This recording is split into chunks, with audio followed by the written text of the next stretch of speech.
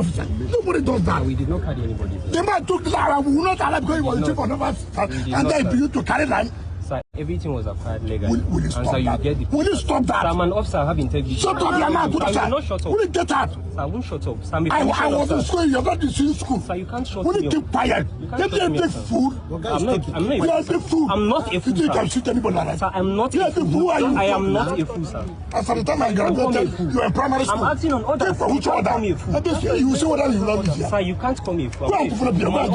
I'm not a fool, sir. You would have killed everybody here. No, we won't kill anybody. We won't kill anybody. We are acting on orders.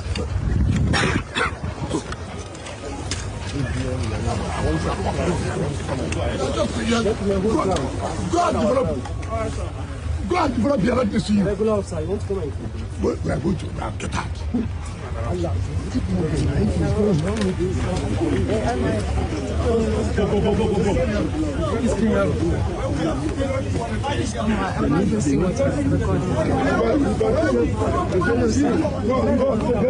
Director Press.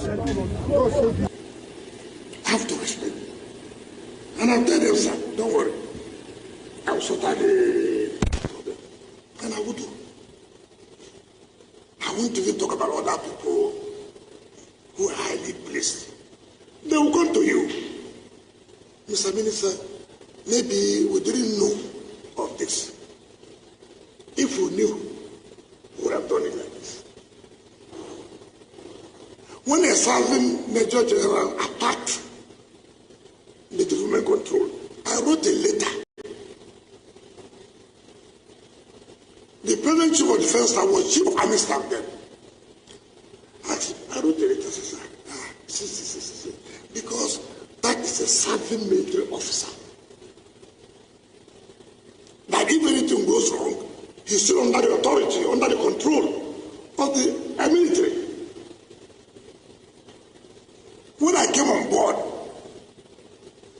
before them, President Jonathan had awarded a contract to develop another city, which was close to the military, but awarded a contract, not to me.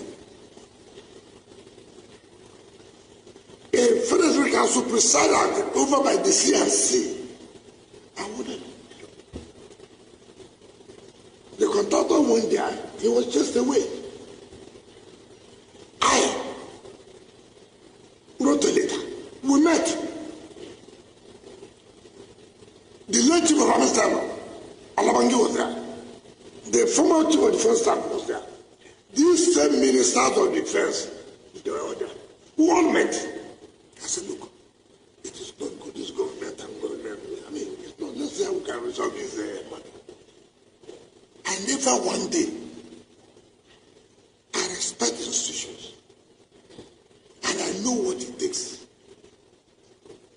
Thank you very much. This morning, we speak to the developments, that have greeted the face-off between Minister Wike'S, that's the FCC minister, and one officer, Yerima, of the Nigerian Navy, that had a go. Of course, it has gone viral now. You just saw it again now.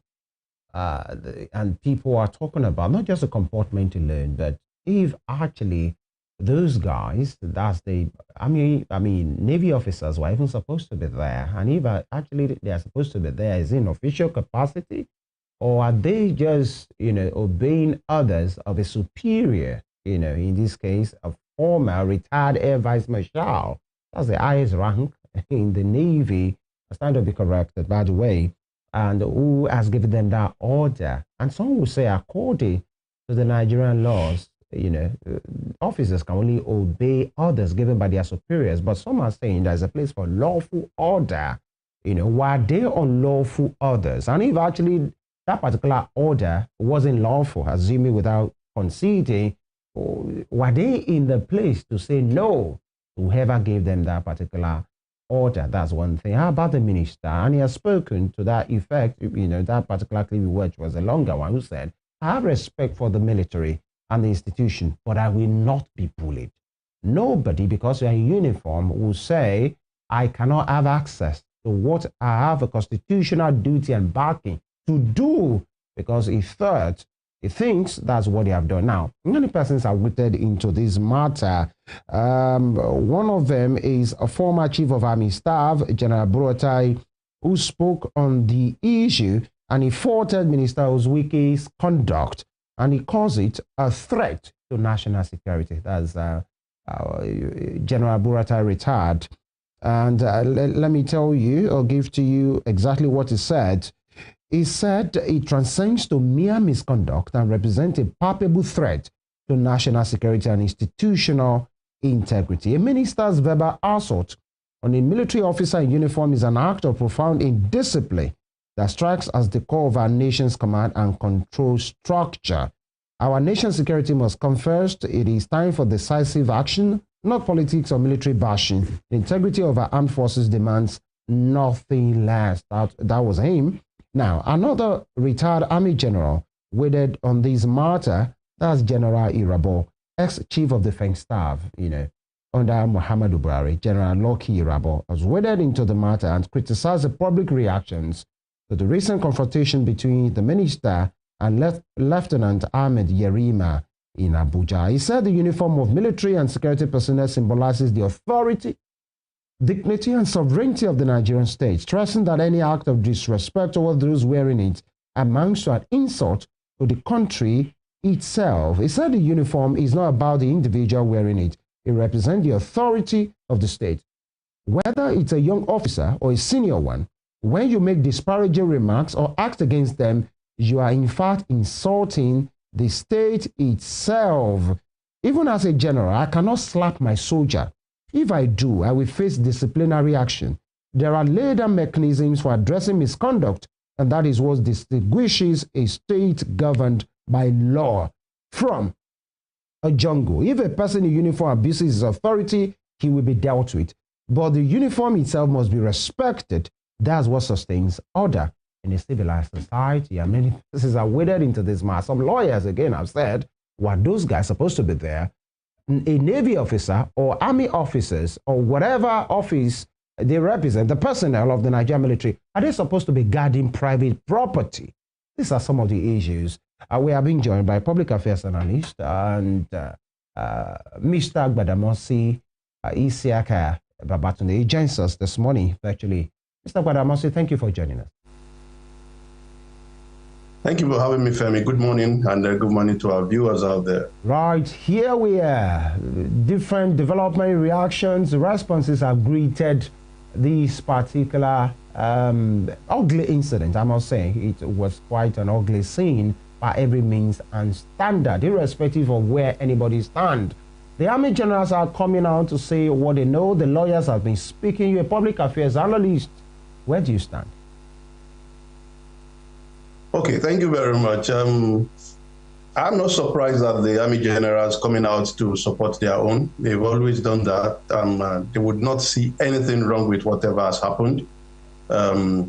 However, I want to take the statement credited to General Buratai that it's a national security threat. I quite agree with him. But the dimension to which I agree is what I would want to explain at this time. Right. Okay. Now, the Minister for the Federal Capital Territory is a minister in the cabinet of the Federal Executive Council of a government of this country.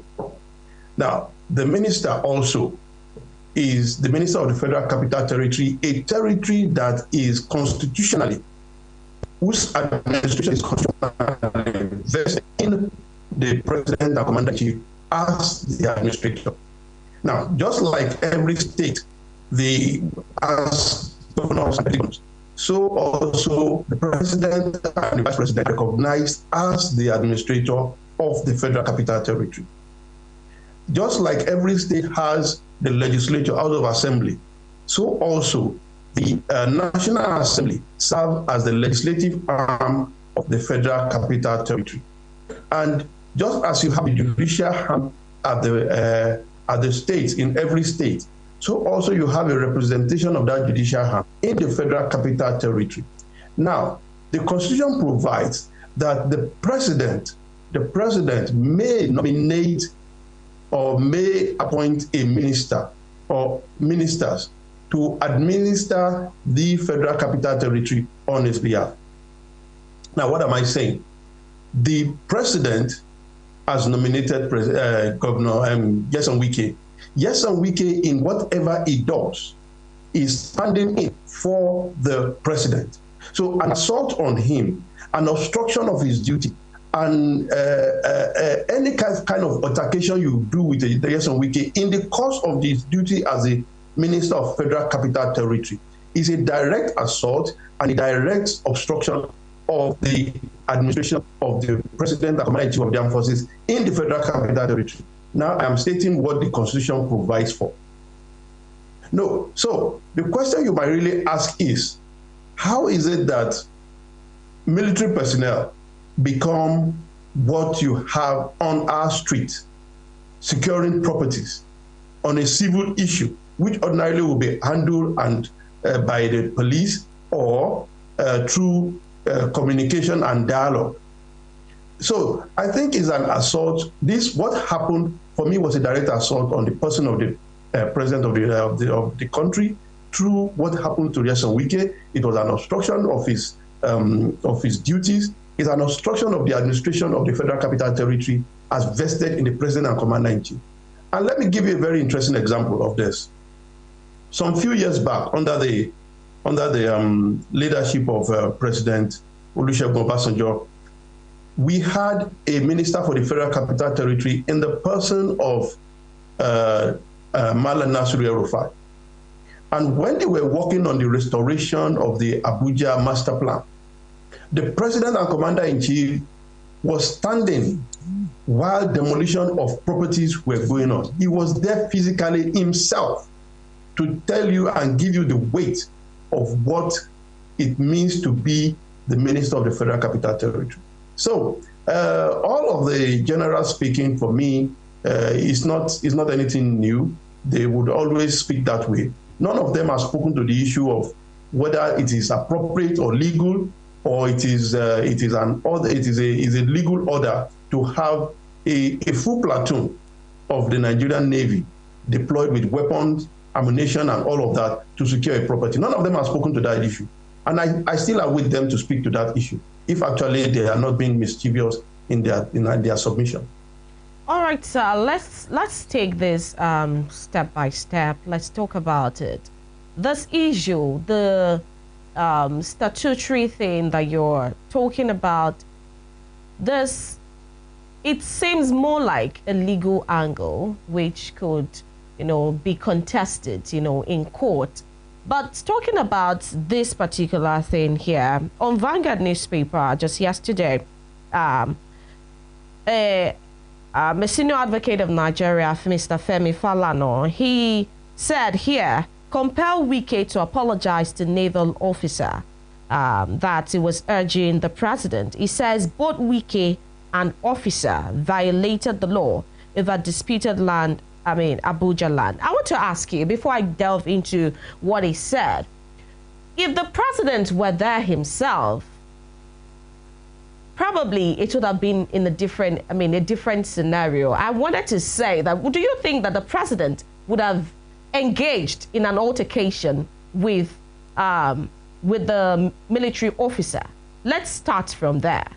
People have talked about his conduct as a minister, as a representative of the executive. So do you think he would have engaged in an altercation with him? That's first. Okay.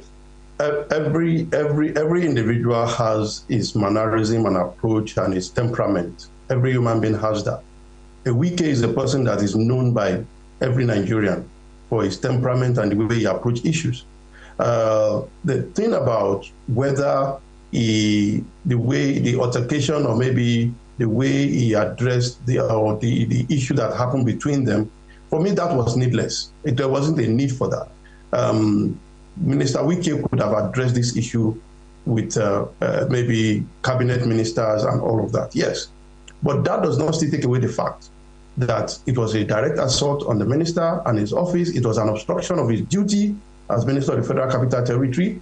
And that is directly a confrontation for me, a direct affront on the president himself.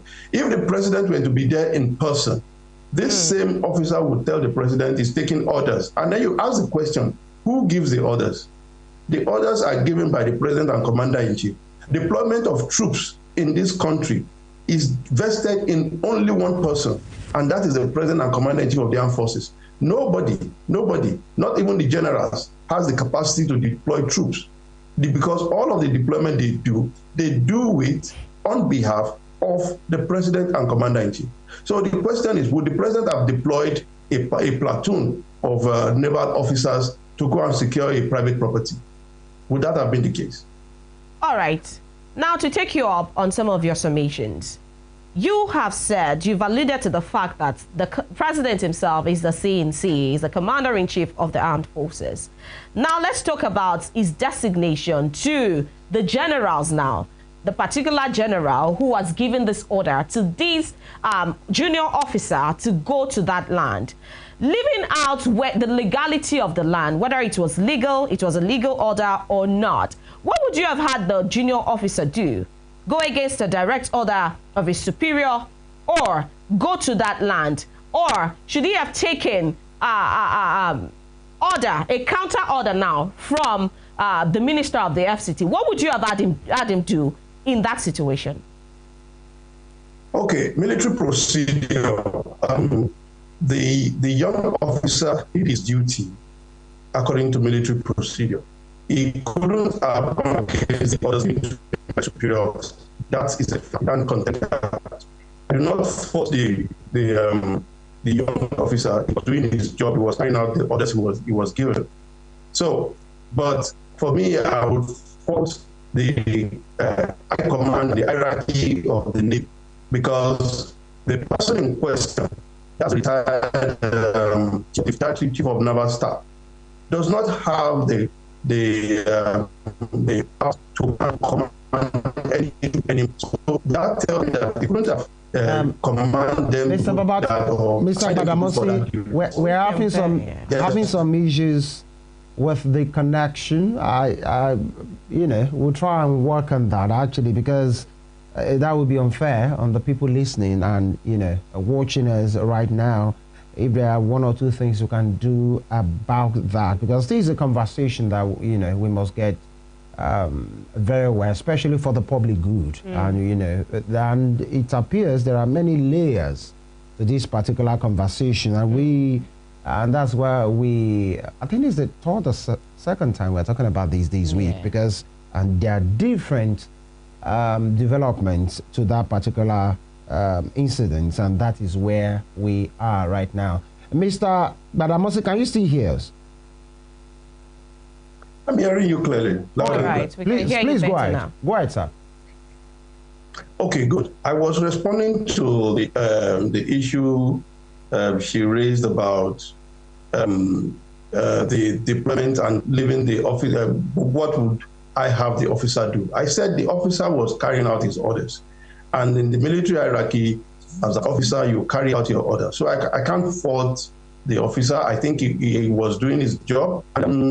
But you must ask the question about who are those who deployed him and the other officers to that place.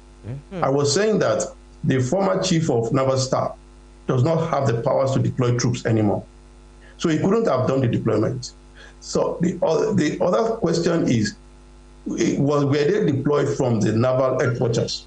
So these are all the questions that we need to put together and try to answer. So the officer who led the troops, for me, did his job, and there's nothing to fault in what he did. But whether it was at the right place, or whether the deployment was correct or not, is another kettle of fish that we need to look at. And from what we have seen, all the generals that have spoken, none of them have spoken to the issue of that deployment, whether it is appropriate or not. All right.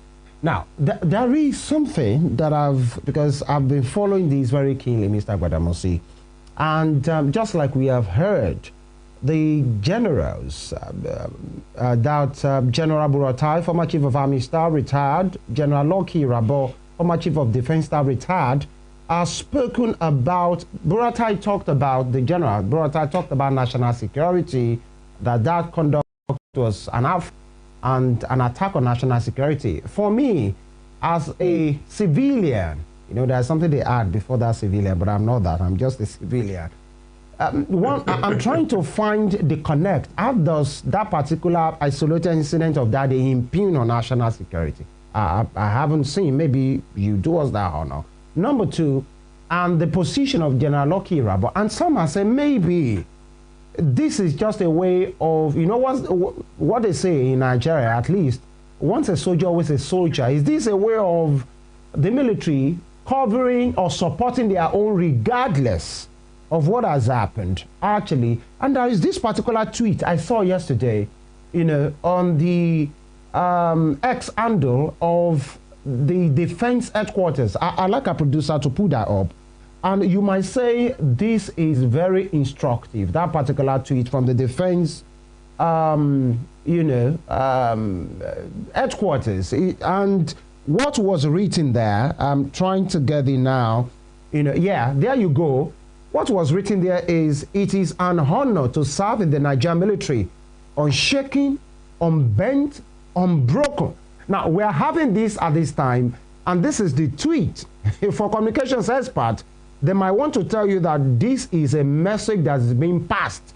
It's our honor to serve in the Nigerian military, unbent, unshaken, unbroken. From the Defense Headquarters official X handle. Now, when you make this connection, is it not safe to say the military have a way of supporting their own, and they didn't say anything, they didn't put any caption at all. That was what they put. And if you are putting that up in a time like this, where such fracas has happened, what is that connoting? Okay, thank you very much, Femi. The first thing we must get clearly or try to understand is what exactly are the duties of the Nigerian military? Their duties are to protect the territorial integrity of the country Nigeria. Their duty is to be loyal to the Constitution of the Federal Republic. Their duty is to be loyal to the Commander-in-Chief of the Armed Forces and the President. Now, when they come out to make such pronouncement, I would have expected that would be for maybe you delivering what you are supposed to do as your constitutional duty to the nation, not protecting private properties. For crying out loud, please, let's be clear about it. When you are in the military, what we expect you to do, and with which you can say you show heroism, is when you go to the battlefront, you secure the nation, you secure the Nigerian people, you protect them and their property. That is heroism. What happened between Nyesom, Wike'S and all does not symbolize any form of heroism or bravery. As far as I'm concerned, that is not what we expect our military to do. Our military were in Ecomo in Liberia. They did beautifully well. They were able to stabilize our country. They were in Sierra Leone. They did wonderful. They did a very great job, wonderful job. They've been in the UN, and they've been ranked one of the best military serving in the UN. So, for God's sake, this is not anything. There's no heroism about what happened between Nyesom Wike'S and the officer. Nothing at all. What the military should be doing is, how do you secure this country? The question is this. Boko Haram has been on rampage since 2009. And the Nigerian military has not had a handle on it completely. At the time we were talking about, we have a tactical victory or tactical withdrawal, and that Boko Haram are just having the last kick of a dying horse. What exactly, why have you not been able to wipe out this insurgency? That is heroism. We have seen heroism in people like Benjamin Adekunle, the Black Scorpion. We have seen heroism in General Olusegun Obasanjo, who secured the surrender during the Civil War. We have seen heroism in the fight against Boko Haram, in Lieutenant Colonel, I think Mohammed Yusuf or something. I've forgotten his name now. We've seen heroism in those. All right. This is not heroism. This is not bravery. Yeah, Mr. Babatunde Gbadamosi. Now, you have made that point clear that maybe the military hierarchy, definitely they should do more.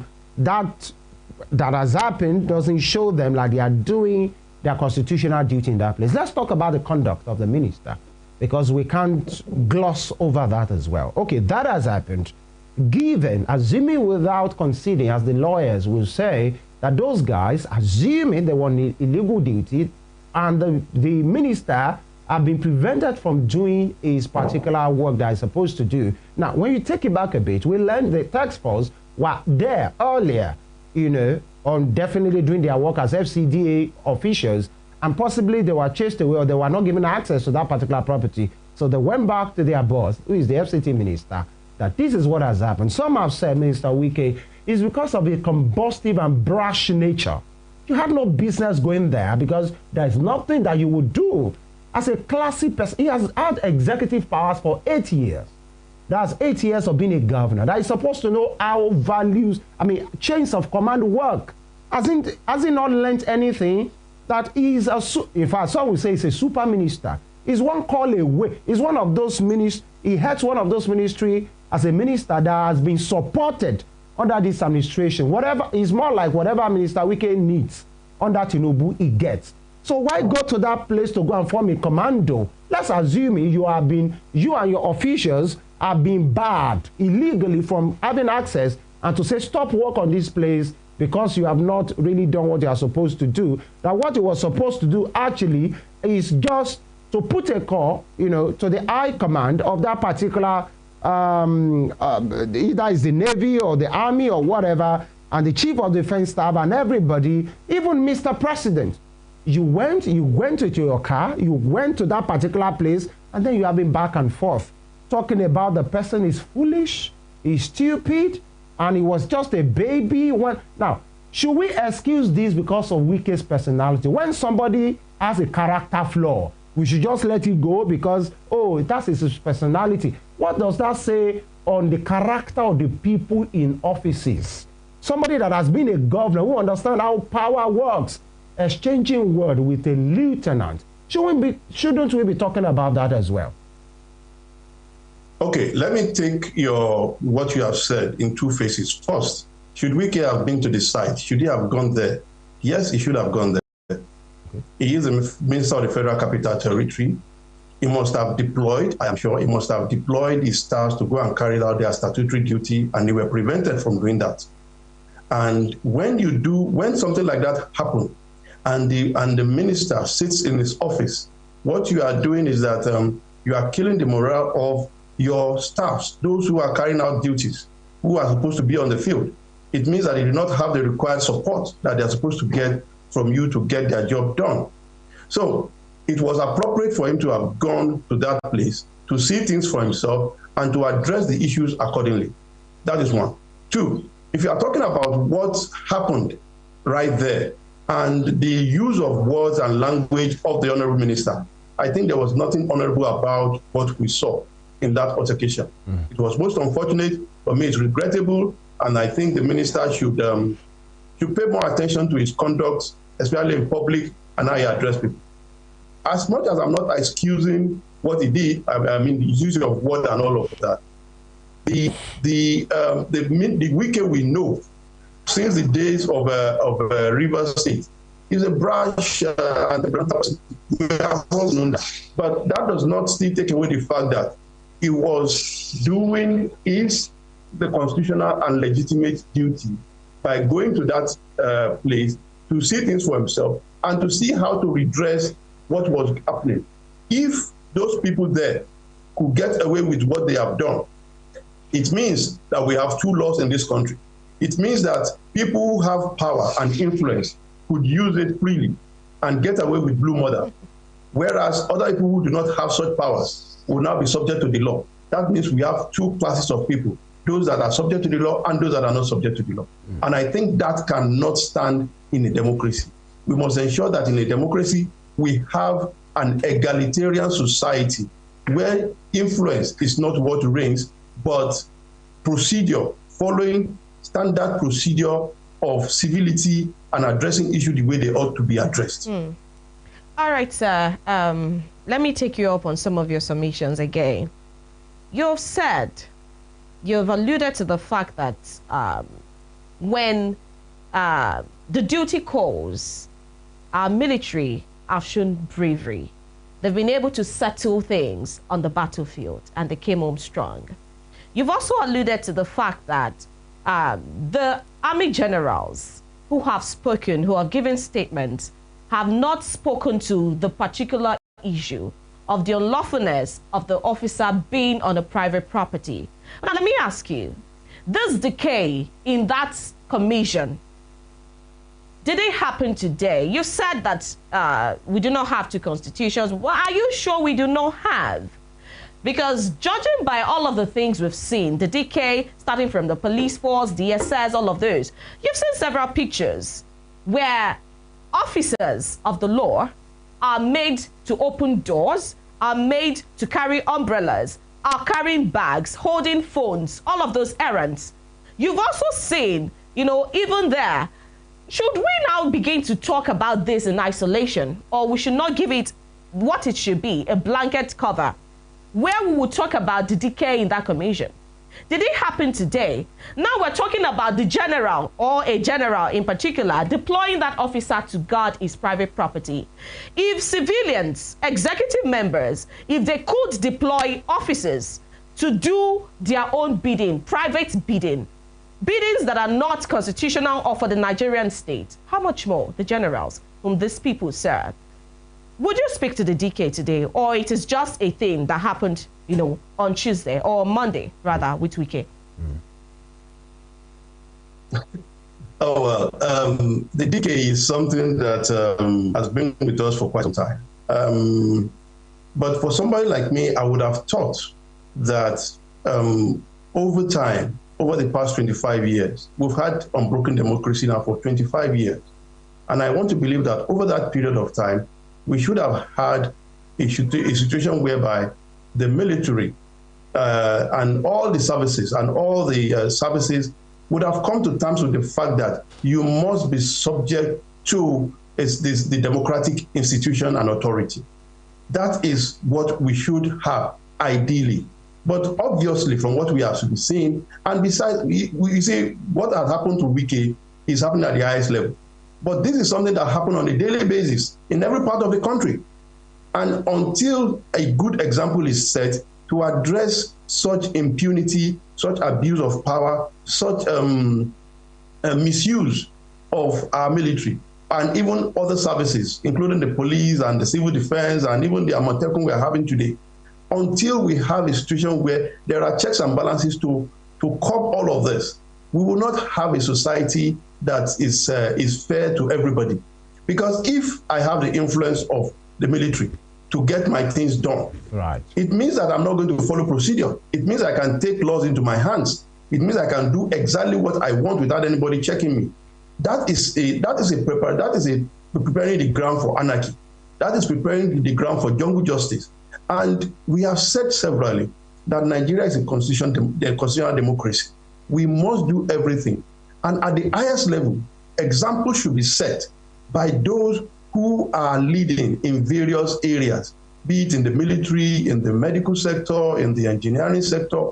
There should be very decent examples set by leaders in terms of how we conduct ourselves, how we get things done. Because it is these examples that people who are down there are looking at and saying, okay, this is how to do it, notwithstanding whatever the law says. So for me, I think it's a decay that is within our society, and it's a decay that we should treat seriously. Right. And this incident has really accentuated it to the entire public to see how bad it is. All right. All right. Thank you very much, Mr. Isiaka Babatunde, because this is a lot. And it has shown that we have institutional issues. We have systemic issues. We have, issues with people, they have and they have nots. And the people who actually, because they're a phone call away from somebody, can just do whatever they think they want to do, circumventing the whole process. I want to thank you, Isiaka Babatunde Gbadamosi, a public affairs analyst, for your time and your tech today. And we hope very soon we have a Nigeria that all of us will be proud of.